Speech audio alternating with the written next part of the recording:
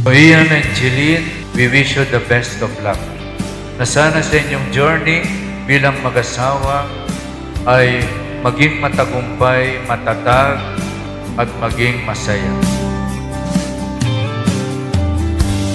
Can't believe this day is finally here. I've been waiting patiently.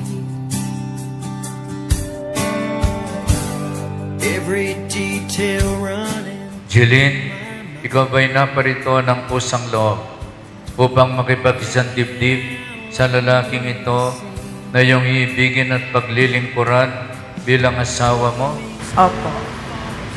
Iyan, ikaw ba'y naparito ng pusang loob upang makipag-isang dibdib sa babaeng ito na iyong iibigin at paglilingkuran bilang asawa mo? Opo, Father. Love you more with every breath, more than everything I have. You're my missing piece, my saving grace. I found my better half, the one who gets all of me, what I've been searching for. The heart God chose for me, and I couldn't love you more.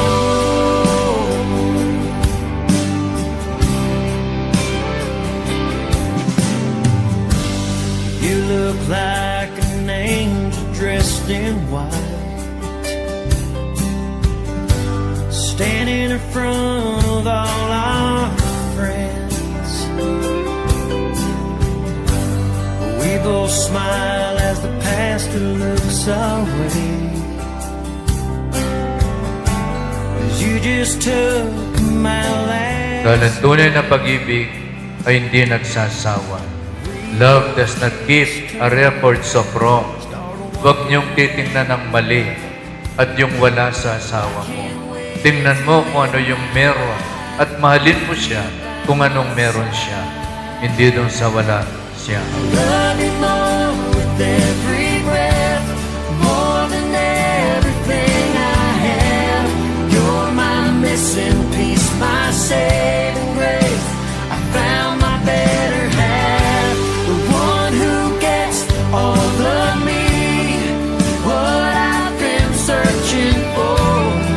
The heart God chose for me, and I couldn't love you.